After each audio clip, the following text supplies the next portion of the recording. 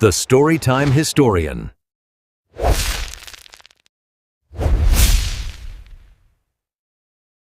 रात की खामोशी अचानक शोर में बदल गई।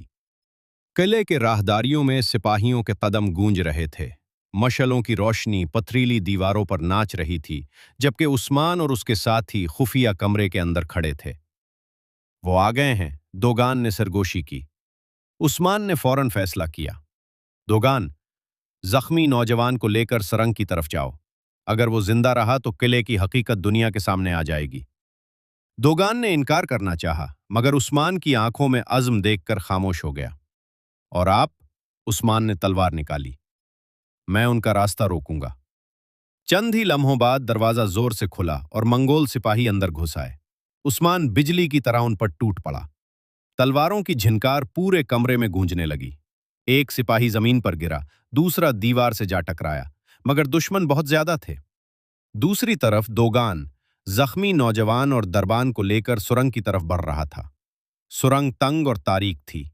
अचानक पीछे से आवाज आई, वो भाग रहे हैं। मंगोल सिपाहियों का एक दस्ता उनके पीछे लग चुका था। दोगान ने नौजवान को सहारा दिया और रफ्तार तेज कर दी। जल्दी करो, अगर हम बाहर निकल गए तो उम्मीद बाकी रहेगी। इधर उस्मान मुसलसल लड़ रहा था। उसके बाजू थक चुके थे, मगर हौसला नहीं। इसी दौरान किले के सहन से एक मानूस आवाज सुनाई दी, उस्मान। ये तौरगूत था। तौरवूत और बामसी अपने जवानों के साथ किले के अंदर दाखिल हो चुके थे। बामसी ने बुलंद आवाज में ललकारा, भागने का वक्त खत्म हुआ मंगोलो। अब जंग का नक्शा बदल चुका था। किले के गद्दार सरदार को जब मालूम हुआ कि उस्मान जिंदा है और कैदी भी फरार हो चुका है, तो उसके चेहरे का रंग उड़ गया। नामुमकिन, सब कुछ खत्म हो जाएगा।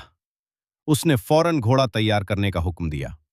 मगर जैसे ही वो किले के पिछले दरवाजे की तरफ बढ़ा, वहां उस्मान खड़ा था, तलवार हाथ में, निगाहों में आग। कहां जा रहे हो? गद्दार पीछे हट गया।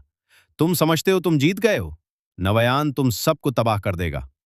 उस्मान ने सख्त लहजे में जवाब दिया, जो जुल्म के सहारे जीतता है वो पहले ही हार चुका होता है।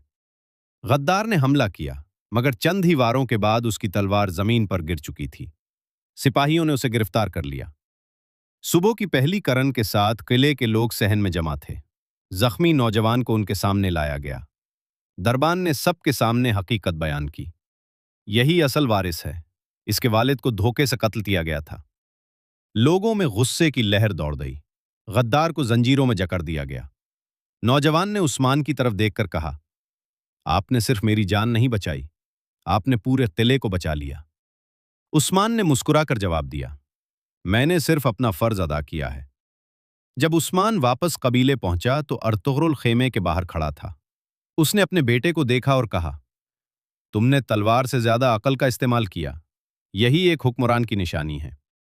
उस्मान ने सर झुका दिया, मगर इसी लम्हे एक जासूस घोड़े पर सवार तेजी से आया। बे! सबकी नजरें उसकी तरफ उठ गईं। नवयान ने अपनी फौज जमा करना शुरू कर दी है और इस बार वो खुद जंग की कयादत करेगा। फजा में खामोशी छा गई। अर्तुगरुल और उस्मान ने एक दूसरे की तरफ देखा।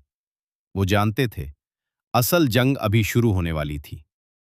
चांद आसमान पर आहिस्ता आहिस्ता बादलों के पीछे छुप रहा था और दूर कहीं नवयान अपनी फौज के दरमियान खड़ा मुस्कुरा रहा था।